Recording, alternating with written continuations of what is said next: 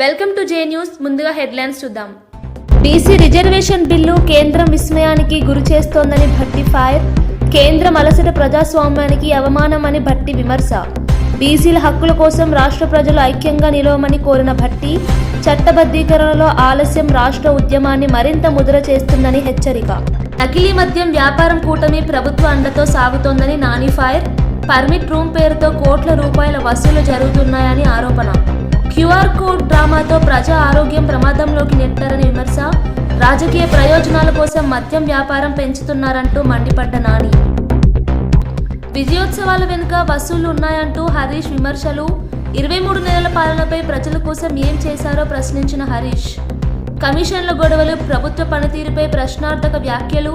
Photo సెషన్లు కాదు, పనితీరు కావాలంటూ హరీష్ ఘాటైన విమర్శ. నారా లోకేష్ పై కఠిన పదజాలంతో విరుచుకుపడ్డ గుడివాడ అమర్నాథ్. వైఎస్ఆర్సీపీ పనిచేస్తుంటే లోకేష్ ట్రోలింగ్ చేస్తాడని అమర్నాథ్ ఫైర్. సోషల్ మీడియా షోలతో రాజకీయాలు చేయొద్దని లోకేష్కు హితవు.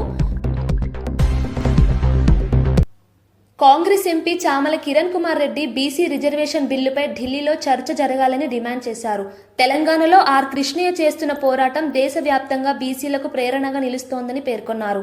బీజేపీ నేతలు రామచంద్రరావు, బండి సంజయ్, కిషన్ రెడ్డిని ఢిల్లీకి తీసుకెళ్లి ప్రధానమంత్రి, రాష్ట్రపతిని కలవాలని అన్నారు. మేం కూడా వారితో కలిసి ఢిల్లీకి వస్తాం, బీసీ రిజర్వేషన్ బిల్లుకు మద్దతు ఇస్తామని స్పష్టం చేశారు. బీసీ వర్గాలకు న్యాయం చేయడం అన్ని పార్టీల బాధ్యత అని చెప్పారు. రాజకీయ ప్రయోజనాలు పక్కన పెట్టి బీసీలకు సమాన హక్కులు కల్పించడంలో ఐక్యత ప్రదర్శించాలని కిరణ్ కుమార్ రెడ్డి పిలుపునిచ్చారు. తెలంగాణ నుంచి ప్రారంభమైన ఈ ఉద్యమం దేశవ్యాప్తంగా మారుమ్రోగాలని ఆకాంక్షించారు. వారు ఢిల్లీకి వచ్చి, ఎందుకంటే వారు కూడా పెద్దల సభ, చట్టసభల్లో ఈరోజు క్రియాశీలకంగా ఉన్నటువంటి ఆర్ కృష్ణయ్య గారు వాళ్ళ నాయకత్వం రాష్ట్రంలో, తెలంగాణ రాష్ట్రంలో ఉన్నటువంటి వాళ్ళ నాయకత్వం మీద ప్రెజర్ పెట్టి వాళ్ళని తీసుకొచ్చి ప్రధానమంత్రితోటి, రాష్ట్రపతితోటి, రాష్ట్రంలో ఉన్నటువంటి అన్ని పొలిటికల్ పార్టీలు, మేము కూడా వాళ్ళు అపాయింట్మెంట్ ఇప్పిస్తే వాళ్ళతోటే ప్రధానమంత్రిని, వారితో పాటే రాష్ట్రపతిని కూడా కలిసే ప్రయత్నం చేస్తాం. ఎందుకంటే మాకేం క్రెడిట్ తీసుకోవాలని లేదు, మేము చేయాల్సినవి చేసినాం. మేము ఇంకా ముందు కూడా ఏదైనా చేయాల్సి వస్తే ఏదైనా చేయడానికి సిద్ధంగా ఉంది కాంగ్రెస్ పార్టీ. మాజీ మంత్రి హరీష్ రావు కాంగ్రెస్ ప్రభుత్వంపై తీవ్ర విమర్శలు చేశారు. ఈ 23 నెలల్లో ప్రజల కోసం ఏం సాధించారు, కేబినెట్లో మంత్రులు కమిషన్ల కోసం గొడవలు చేసుకుంటున్నారు అని ఎద్దేవా చేశారు. ప్రజా సంక్షేమం కాదు, వసూళ్లే ఈ ప్రభుత్వ ప్రాధాన్యం. ఈ పరిస్థితుల్లో విజయోత్సవాలు జరపడం అవమానమన్నారు. నాయన తుపాకులు పెట్టి వసూలు చేసినందుకే విజయోత్సవాలు జరుపుతున్నారా అని ప్రశ్నించారు. తగాదాలు పెరిగిపోయి రోజు వీధినబడి రాష్ట్ర ప్రజల పరువు తీసినందుక దేనికోసం విజయోత్సవాలు జరుపుతారు? ఈ 23 నెలల పాలనలో మీరు ఏం సాధించారు? మహాలక్ష్మి పథకం ఇచ్చింది లేదు, పెన్షన్లు పెంచింది లేదు, పిల్లలకు ఫీజు రియంబర్స్మెంట్ ఇచ్చింది లేదు, ఓ చెక్ డ్యామ్ కట్టింది లేదు, ఓ చెరువు కట్టింది లేదు, ఓ ఎకరానికి నీళ్ళు ఇచ్చింది లేదు. కేసీఆర్ గారు ప్రారంభించిన టిమ్స్ ఆసుపత్రులను పూర్తి చేసి వైద్యం అందించింది లేదు. కనీసం ఉన్న పథకాలు కూడా కొట్టింది కదా, ఏమని విజయోత్సవాలు జరుపుతారు? కేసీఆర్ గారు ఫీజు రియంబర్స్మెంట్ 20,000 కోట్లు ఇస్తే మేము 2 రూపాయలు కూడా ఇవ్వలేదు, పిల్లల చదువులు ఆగం చేసినామని జరుపుతారా? కేసీఆర్ కిట్ బంద్ చేసినామని జరుపుతారా? బతుకమ్మ చీరలు బంద్ చేసినామని జరుపుతారా? న్యూట్రిషన్ కిట్ బంద్ చేసినామని జరుపుతారా? దళిత బంధు పథకం ఆపివేసినామని జరుపుతారా? గొర్రెల పంపిణీ పథకం నిలిపివేసినామని జరుపుతారా? హైదరాబాద్లో ఒక ఇల్లు కట్టలేదు కానీ హైడ్రా పేరిట వేలాది ఇండ్లు నేలమట్టం చేసినాం, పేదల బతుకులు కూల్చినామని చెప్పి విజయోత్సవాలు జరుపుతారా? దేనికోసం విజయోత్సవాలు జరుపుతారు? కట్టిన ఇల్లు పెట్టిన పొయ్యిలాగా ఈ రాష్ట్రాన్ని మీకు ఇచ్చాం. అద్భుతమైన రాష్ట్రం, పెట్టుబడులకు స్వర్గధామంగా ఇలా అద్భుతమైన రాష్ట్రాన్ని మీ చేతుల్లో పెడితే ఇలా ఆగం చేసింది కదా రాష్ట్రాన్ని. మీరు విద్యార్థులను, రైతులను, మహిళలను, నిరుద్యోగులను, అవ్వాతాతల్ని అందరినీ మోసం చేసిండ్రు. అసలు మీరు మోసం చేయని వర్గం ఏదైనా ఉందా? 6 గ్యారంటీలకు దిక్కు లేదు, 420 హామీలకు ఊసే లేదు, ఇంకా విజయోత్సవాలు జరుపుతాము. మాజీ మంత్రి గుడివాడ అమర్నాథ్ టీడీపీ నేత నారా లోకేష్ పై ఘాటుగా విరుచుకుపడ్డారు. నువ్వు గుడ్డు అంటే నేను పప్పు అంటూ వ్యంగ్యంగా అన్నారు. నేను వెటకారంగా మాట్లాడడం మొదలు పెడితే మీరంతా ఉరేసుకుంటారు అని వ్యాఖ్యానించారు. ట్రోలింగ్లో జాతిపిత నారా లోకేష్ ఇతని దగ్గర పెయిడ్ పబ్లిసిటీ, పెయిడ్ ట్రోలింగ్స్ తప్ప ఇంకేం లేవు అని అన్నారు. వైఎస్ఆర్సీపీ ప్రభుత్వం ప్రజల కోసం కష్టపడుతుంటే లోకేష్ మాత్రం సోషల్ మీడియాలో నాటకాలు చేస్తున్నాడని అన్నారు. ప్రజలు ఈ తప్పుడు ప్రచారాలకు మోసపోవడం లేదని స్పష్టం చేశారు. ఏం వచ్చేస్తుంది? నన్ను గుడ్డు గుడ్డు గుడ్డు అంటున్నావు, నేను పప్పు పప్పు పప్పు అంట. ఏమొస్తుంది? జనానికి ఏమైనా వస్తుందా? నీది పెయిడ్ పబ్లిసిటీ, నీ పెయిడ్ ట్రోలింగ్ అనేటువంటి తెలియదు ఎవరికి. నాకేమీ రాయడానికి ఆ టైము ఈ టైము ఏ టైము లేదు నా దగ్గర. నాకున్నటువంటి రాజకీయ అవగాహన, రాజకీయంగా నాకున్నటువంటి ఆలోచనలు, ఇక్కడ ఉన్నటువంటి మేధావులు లాంటి వారితో చర్చించి తీసుకున్నటువంటి సమాచారం ఇదే తప్ప నాకెవడో వెనకాల రాసిచ్చినటువంటి ఏ టైము లేదు నా దగ్గర. వర్ధంతికి జయంతికి తేడా తెలియనట్టు నువ్వు కూడా మాట్లాడేస్తే నీ గురించి. అందుకనే నేను ట్రోలింగ్లో నేను కాదు, నువ్వు జాతిపితవి. నువ్వు బీసీల రిజర్వేషన్ల అంశంలో జరుగుతున్న పరిణామాలకు కేంద్ర, రాష్ట్ర ప్రభుత్వాలే బాధ్యులని తెలంగాణ న్యాయవాదుల సంఘం పేర్కొంది.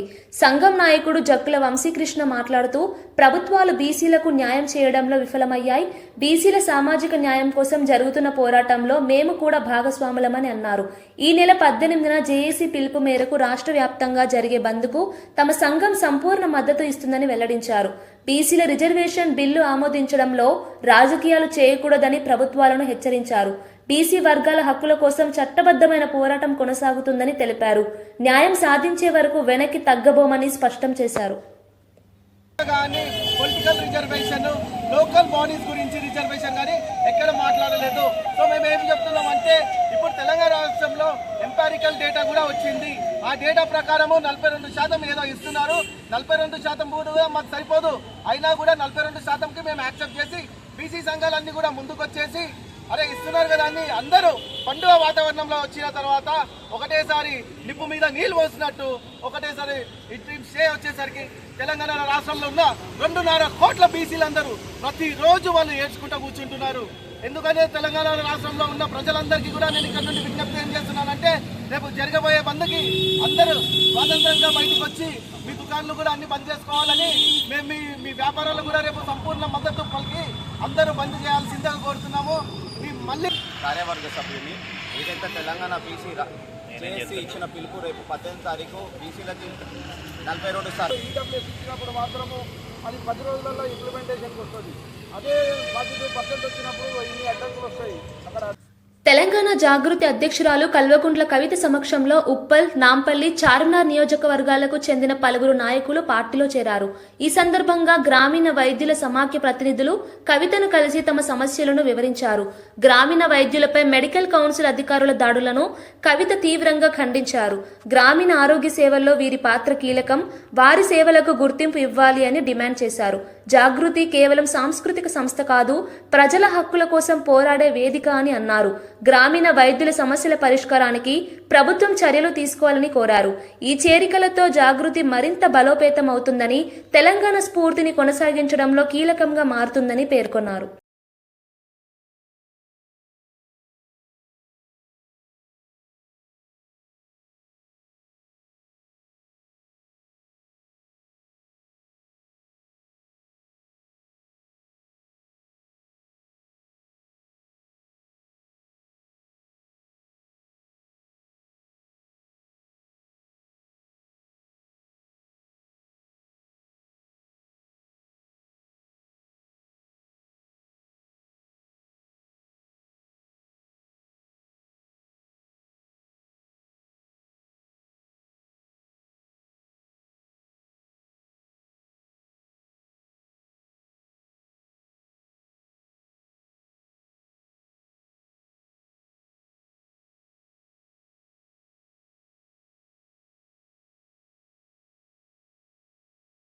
టీడీపీ రాజమండ్రి నగర అధ్యక్షుడు మజ్జి రాంబాబు తనపై వస్తున్న వీడియోలు తప్పుడు అని స్పష్టం చేశారు.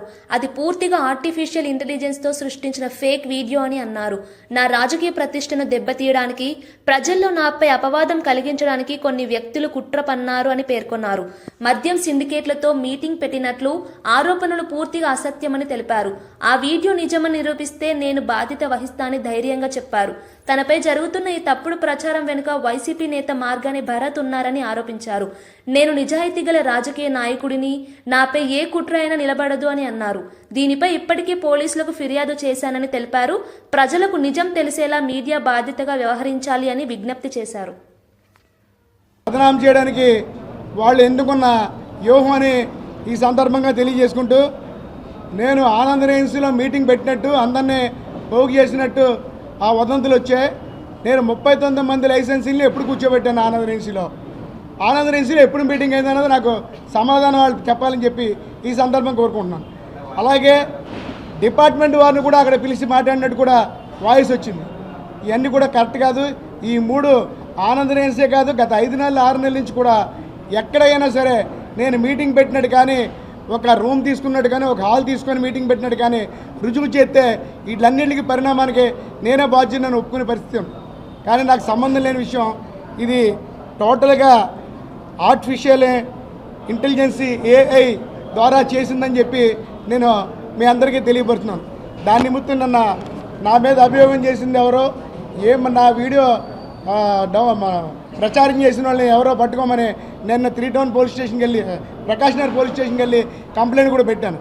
నా కెరియర్ని పాడు చేస్తున్నారు, నా ఇమేజ్ని పాడు చేస్తున్నారు, వాళ్ళు అర్జెంటుగా మీరు ఎంక్వైరీ చేసి వారి మీద కఠిన చర్యలు తీసుకోవాలని చెప్పి నేను కేసు పెట్టడం కూడా జరిగింది. ఒక ఎంపీ చేశాడు, ఎమ్మెల్యే పోటీ చేసి ఓడిపోయాడు.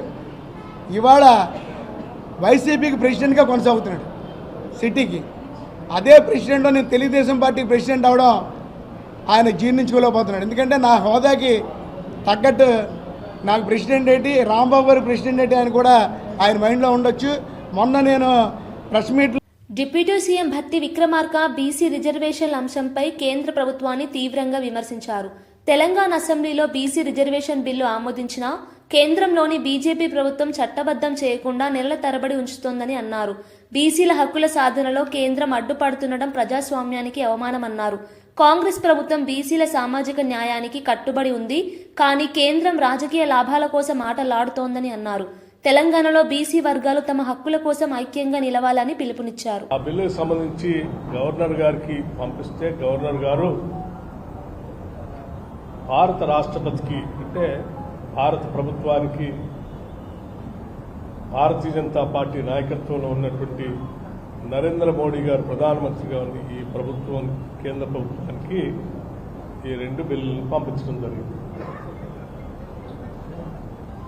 సో బిల్లుని పాస్ చేసి 42% రిజర్వేషన్ని, 50% క్యాప్ని ఎత్తేసి పంపించినటువంటి బిల్లు గత కొన్ని మాసాలుగా, కొన్ని నెలలుగా కేంద్ర ప్రభుత్వం దాన్ని చట్టబద్ధంగా, అంటే పార్లమెంట్లో 9th షెడ్యూల్లో పెట్టమని అడిగితే కూడా పెట్టకుండా మేము పాస్ చేసిన బిల్లుని ఆమోదించి వెంటనే ఈ రాష్ట్రంలో ఉన్నటువంటి బీసీలకి 42% రిజర్వేషన్ వచ్చేటట్టుగా చేసిన విధానాన్ని ఆమోదించి పంపించకుండా అడ్డుకట్ట వేసి ఆపి ఈరోజు రాష్ట్రంలో ఉన్నటువంటి ఓబీసీల 42% రిజర్వేషన్ని అడ్డుపడుతున్నటువంటి భారతీయ జనతా పార్టీ నైజం ఈ రాష్ట్ర ప్రజలకే కాదు, దేశం మొత్తానికి కూడా తెలిసింది. జూబ్లీహిల్స్ ఉప ఎన్నికల నామినేషన్ల ప్రక్రియ 5వ రోజుకు చేరింది.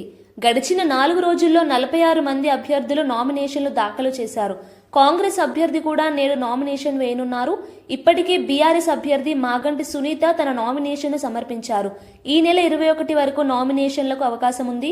22న స్క్రూటినీ జరగనుండగా 24న ఉపసంహరణకు చివరి తేదీగా నిర్ణయించారు. ఎన్నికల వేడెక్కిన జూబ్లీహిల్స్ లో ప్రధాన పార్టీలు తమ బలగాలను రంగంలోకి దించాయి.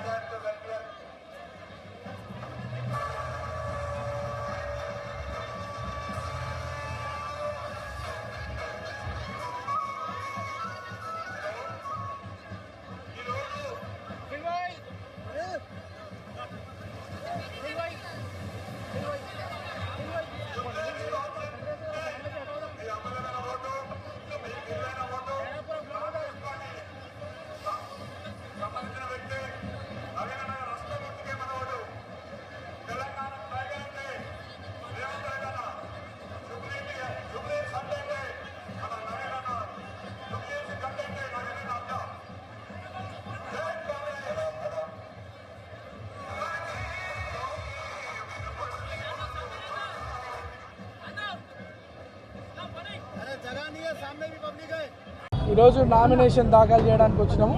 పెద్ద ఎత్తున ప్రజలు స్పందించినారు బాగా. కాంగ్రెస్ పార్టీ చేస్తున్నటువంటి అభివృద్ధి కార్యక్రమాలు కావచ్చు, సంక్షేమ పథకాలు కావచ్చు, స్థానికంగా ప్రజల కోరిక మేరకు మాకు వచ్చినటువంటి అవకాశం కావచ్చు, చాలా ప్రజలకు ఒక నమ్మకం ఏర్పడ్డది. కాంగ్రెస్ పార్టీని అత్యధిక మెజార్టీతో జూబ్లీహిల్స్ కాన్స్టిట్యున్సీలో బై ఎలక్షన్లో గెలిపించబోతున్నారు. టీపీసీసీ చీఫ్ మహేష్ కుమార్ గౌడ్ బీసీలకు 42% రిజర్వేషన్లు కల్పించడమే కాంగ్రెస్ ప్రభుత్వ లక్ష్యమని తెలిపారు. బీసీ వర్గాలకు సమాన అవకాశాలు ఇవ్వడంలో కాంగ్రెస్ ఎల్లప్పుడూ ముందుంది అన్నారు. బీసీల హక్కుల కోసం ఈ నెల 18న జరగబోయే రాష్ట్ర వ్యాప్త బంద్కు పార్టీ మద్దతు ఇస్తుందని ప్రకటించారు. బీసీల సామాజిక న్యాయం సాధనకు చట్టపరమైన మార్గంలో పోరాటం కొనసాగిస్తామని పేర్కొన్నారు. తెలంగాణలో బీసీలతో పాటు అన్ని వర్గాల అభివృద్ధికి కాంగ్రెస్ ప్రభుత్వం కట్టుబడి ఉందని చెప్పారు. సమానత్వమే నిజమైన ప్రజాస్వామ్యమని అన్నారు. బీసీ జేఏసీ 42% రిజర్వేషన్ సాధించుకోవాలనే ఉద్దేశంతో నెల 18న రాష్ట్ర వ్యాప్త బంద్కు పిలుపునిచ్చింది. కాంగ్రెస్ పార్టీ మొదటి నుంచి 42% రిజర్వేషన్ ఓబీసీల కోసం కట్టుబడి ఉంది. కాంగ్రెస్ పార్టీ ఇచ్చిన కమిట్మెంట్, కాంగ్రెస్ పార్టీ చేసిన వాగ్దానం అది. కామారెడ్డి డిక్లరేషన్ పెట్టినటువంటి పొందుపరిచిన అంశం అది. ఆ కారణంగానే రాహుల్ గాంధీ గారి యొక్క ఆకాంక్ష మేరకు ఈ రాష్ట్రంలో రేవంత్ రెడ్డి గారు ముఖ్యమంత్రిగా, నేను బీసీ అధ్యక్షుడిగా, భట్టి గారు, మా మంత్రివర్గము, ఎమ్మెల్యేలు, ఎమ్మెల్సీలు, ఎంపీలు అందరూ కూడా కలిసికట్టుగా కుల సర్వే చేసి ఈ రాష్ట్రంలో ఇంతమంది బీసీలు ఉన్నారని చెప్పడం జరిగింది. ఒక అఫీషియల్ డాక్యుమెంట్ ఇవ్వడం జరిగింది. ఆ తర్వాత అసెంబ్లీలో 2 చట్టాలు చేయడం జరిగింది. 2 చట్టాలు కూడా గవర్నర్ దగ్గర పెండింగ్ లో ఉన్నాయి. ఈ చట్టాలను అధిగమిస్తూ ఆర్డినెన్స్ ఇచ్చి ఎన్నికలకు పోదాం అనుకున్నాం. అది కూడా పెండింగ్ లో పెట్టినారు. ఆఖరికి కేసీఆర్ ఇచ్చినటువంటి 50% క్యాప్ ఏదైతే విధించు చట్టం చేసినారో దాన్ని కూడా అధిగమించినాం. అది కాకుండా ఫైనల్ గా జీవో వచ్చి ఎన్నికలకు పోతాం అనుకున్నప్పుడు హైకోర్టు ఇంటరిమ్ స్టే చేయడం, మేము మళ్ళీ తర్వాత సుప్రీంకోర్టులో మా ప్రభుత్వం స్పెషల్ లీవ్ పిటిషన్ వేయడం, వారు మళ్ళీ వాళ్ళు హైకోర్టుకు తేల్చుకోమన్నారు. అది కోర్టులో పెండింగ్ ఉంది. కానీ ప్రజాక్షేత్రంలో ఈ యుద్ధం ముందుకు పోవాలి కాబట్టి 18న జేఏసీ కృష్ణన్న, శ్రీనివాస్ గౌడ్ తదితరులందరితో కూడినటువంటి జేఏసీ ఇచ్చిన పిలుపుకి దేశంలో మావోయిస్టు ఉద్యమ చరిత్రలో మరో మలుపు చోటు చేసుకుంది. కేంద్ర కమిటీ సభ్యుడు రూపేష్ ఎలియాస్ ఆషన్న ఛత్తీస్గఢ్ పోలీసుల ఎదుట లొంగిపోయారు. ఆయనతో పాటు మరో 207 మంది మావోయిస్టులు ప్రజాజీవన స్రవంతిలోకి చేరారు. వీరిలో మాడ్ డివిజన్ కార్యదర్శి రనిత, దండకారణ్యం జోనల్ కమిటీ సభ్యులు కూడా ఉన్నారు. వీరు 153 ఆయుధాలను సమర్పించారు. ప్రభుత్వం పిలుపుకు స్పందించి హింసా మార్గాన్ని విడిచిన ఈ మావోయిస్టులు దేశవ్యాప్తంగా చర్చనీయాంశమయ్యారు. ఇది నక్సలిజం నిర్మూలన దిశగా పెద్ద అడుగుగా భావిస్తున్నారు. की मंशा के अनुरूप हम बहुत तेज कदमों से मार्च 2026 की तरफ बढ़ रहे हैं, जबकि शांति की स्थापना इस बस्तर की पावन धरा पर होने जा रही है. मुख्य धारा में आपके लौट आने का कदम उन नौजवानों के लिए प्रेरक होगा जो अब भी आपकी राह देख रहे हैं जंगल के अंधेरों में. आपके लौटते कदमों ने उन शेष भट्ट के साथियों के लिए भी एक रोशनी की किरण भेजी है, जिसके सहारे वो भी घर वापसी का रास्ता चुन सकें.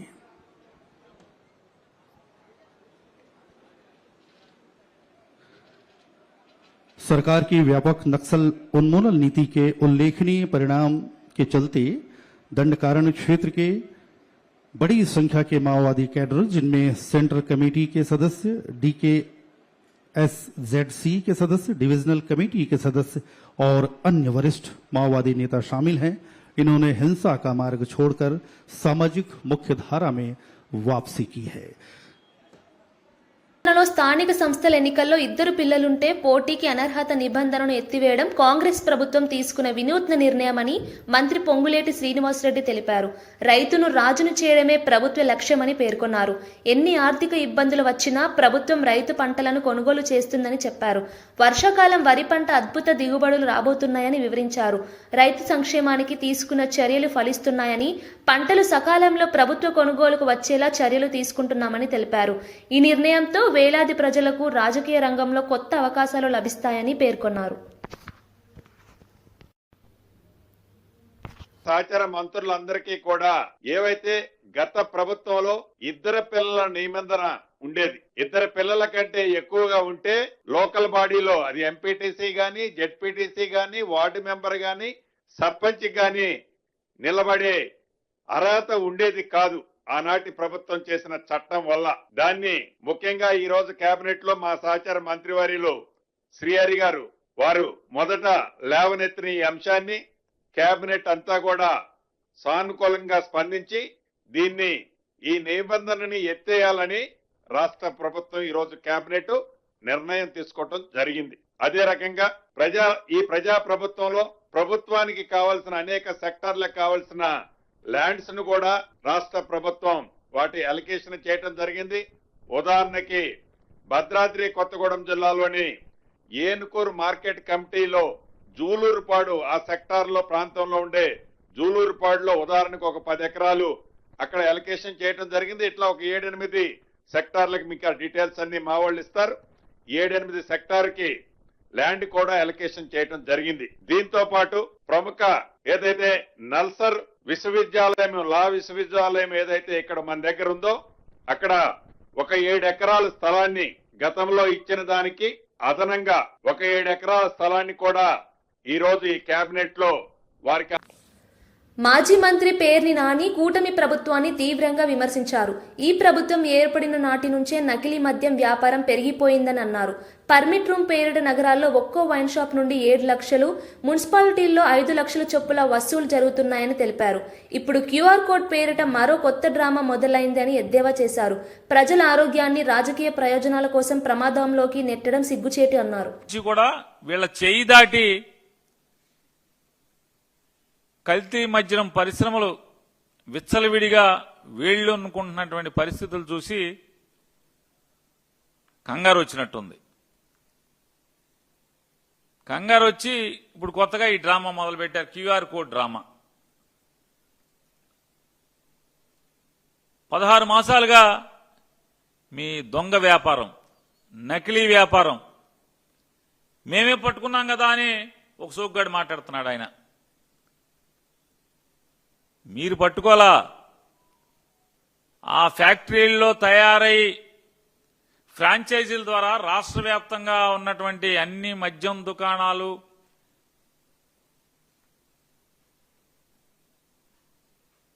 ఏదైతే ఆ షాపుకి ఆనుకునే సిట్టింగ్లు అలౌ చేస్తున్నారో డబ్బులు కట్టించుకుని మరి ఆ పర్మిట్ రూముల పేరుతో మీరు ఒక్కొక్క షాపుకి నగరాల్లో అయితే 7.5 లక్షలు, మున్సిపాలిటీలు, నగర పంచాయతీలు, అదే గ్రామాల్లో అయితే 5 లక్షల రూపాయలు. జూబ్లీహిల్స్ ఉప ఎన్నికల వేళ సంచలనంగా మారిన నకిలీ ఓట్ల వ్యవహారంపై మాజీ మంత్రి ఎమ్మెల్యే జగదీష్ రెడ్డి ఘాటుగా స్పందించారు. బంజారా నగర్ పరిధిలోని బూత్ నంబర్ 326 వద్ద ఒకే ఇంట్లో 28 ఓట్లు నమోదైనట్లు గుర్తించారు. ఆ ఇంట్లో వాస్తవానికి 6 మంది మాత్రమే నివసిస్తున్నారని తెలిపారు. మిగతా ఓటర్లు ఎవరో యజమానికే తెలియదని పేర్కొన్నారు. ఇది ప్రజాస్వామ్యానికి అవమానమని తీవ్ర వ్యాఖ్యలు చేశారు. ఎన్నికల కమిషన్ తక్షణమే ఈ వ్యవహారంపై దర్యాప్తు చేయాలని డిమాండ్ చేశారు. ఇలాంటి నకిలీ ఓట్లు ప్రజల విశ్వాసాన్ని దెబ్బతీస్తాయి. ప్రజాస్వామ్య వ్యవస్థను దెబ్బతీసే కుట్రలు ఎవరివో బయట పెట్టాలని అన్నారు. ప్రజలు స్వచ్ఛమైన ఎన్నికలు కోరుకుంటున్నారని పేర్కొని ఈ నకిలీ ఓట్ల వెనుక ఉన్న రాజకీయ ముఠాలను బయట పెట్టకపోతే ఎన్నికల నిష్పక్షపాతతపై ప్రశ్నలు తలెత్తుతాయని హెచ్చరించారు.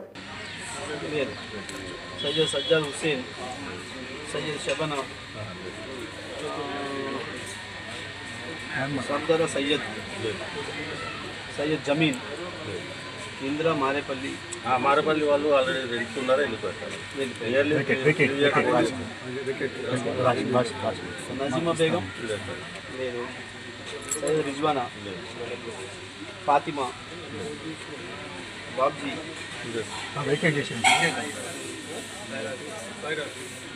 ఎద్దు,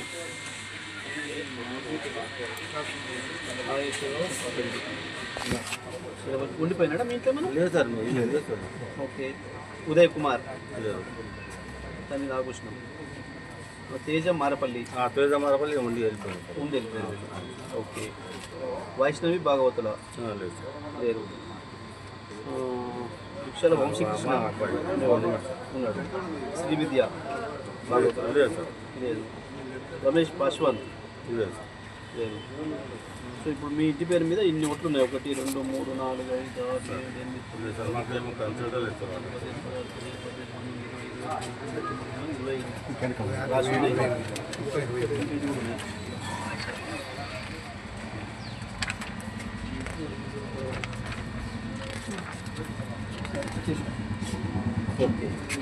ఓకే సరే. మొత్తానికి మీ ఇంటి పేరు మీద మీరు వాస్తవానికి మీరు ఇంట్లో ఉన్నది 6 ఓకే మీరు 6 కిరాయికి ఇంటి పేరు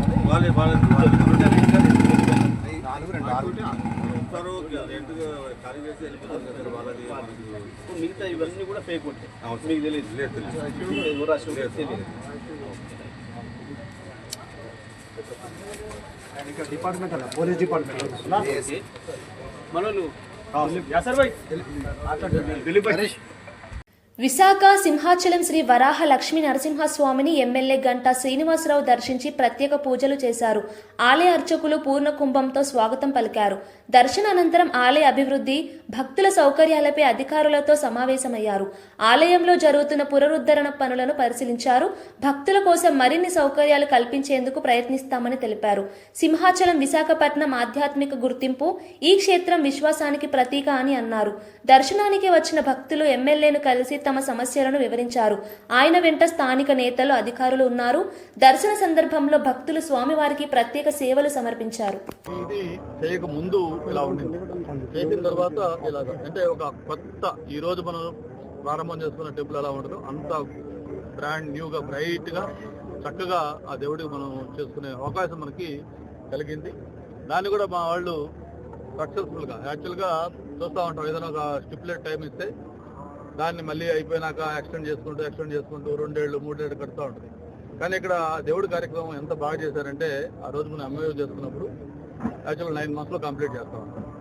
రికార్డుగా దాన్ని బిఫోర్ టైం దాన్ని కంప్లీట్ చేసి ఈరోజు మళ్ళీ దాన్ని మనకి అంకితం చేశారు. మరి దానికి ప్రత్యేకించి ఆ సింహాద్రప్పన్న ఆశీస్సులు, దాంతోపాటు ఏదైతే వెంకీ హ్యాచరీకి సంబంధించిన వాడు కానీ మిగతా ప్రత్యేకించి మా మిత్రులు, నాకు ఇప్పుడు గారు ఎంతో పాత ఆదికేశ్వర గారి దగ్గర పరిచయం ఉన్న మా ముని, అలాగే విషయాలు మిగతా టెక్నికల్ టీం అంతా కూడా వచ్చారు. వాళ్ళని కూడా కోరుతా ఉన్నాం. ఒక 1 month బ్యాక్ ఇంకా కొంచెం బ్యాలెన్స్ వర్క్స్ కూడా కొన్ని మా దేవస్థాన అధికారులు ఐడెంటిఫై చేశారు.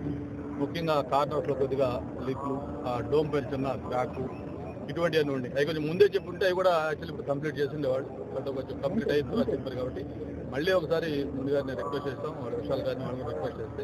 బులెటిన్ ముగించే ముందు హెడ్లైన్స్ మరోసారి చూద్దాం. బీసీ రిజర్వేషన్ బిల్లు కేంద్రం విస్మయానికి గురి చేస్తోందని భట్టి ఫైర్. కేంద్రం అలసట ప్రజాస్వామ్యానికి అవమానమని భట్టి విమర్శ. బీసీల హక్కుల కోసం రాష్ట్ర ప్రజలు ఐక్యంగా నిలవమని కోరిన భట్టి. చట్టబద్ధీకరణలో ఆలస్యం రాష్ట్ర ఉద్యమాన్ని మరింత ముద్ర చేస్తుందని హెచ్చరిక. నకిలీ మద్యం వ్యాపారం కూటమి ప్రభుత్వ అండతో సాగుతోందని నాని ఫైర్. పర్మిట్ రూమ్ పేరుతో కోట్ల రూపాయల వసూలు జరుగుతున్నాయని ఆరోపణ. క్యూఆర్ కోడ్ డ్రామాతో ప్రజా ఆరోగ్యం ప్రమాదంలోకి నెట్టారని విమర్శ. రాజకీయ ప్రయోజనాల కోసం మద్యం వ్యాపారం పెంచుతున్నారంటూ మండిపడ్డ నాని. విజయోత్సవాల వెనుక వసూళ్లు ఉన్నాయంటూ హరీష్ విమర్శలు. 23 నెలల పాలనపై ప్రజల కోసం ఏం చేశారో ప్రశ్నించిన హరీష్. కమిషన్ల గొడవలు, ప్రభుత్వ పనితీరుపై ప్రశ్నార్థక వ్యాఖ్యలు. ఫోటో సెషన్లు కాదు, పనితీరు కావాలంటూ హరీష్ ఘాటైన విమర్శ. నారా లోకేష్ పై కఠిన పదజాలంతో విరుచుకుపడ్డ గుడివాడ అమర్నాథ్. వైఎస్ఆర్సీపీ పనిచేస్తుంటే లోకేష్ ట్రోలింగ్ చేస్తాడని అమర్నాథ్ ఫైర్. సోషల్ మీడియా షోలతో రాజకీయాలు చేయొద్దని లోకేష్కు హితవు. ఇవి బులెటిన్ విశేషాలు. చూస్తూనే ఉండండి జే న్యూస్.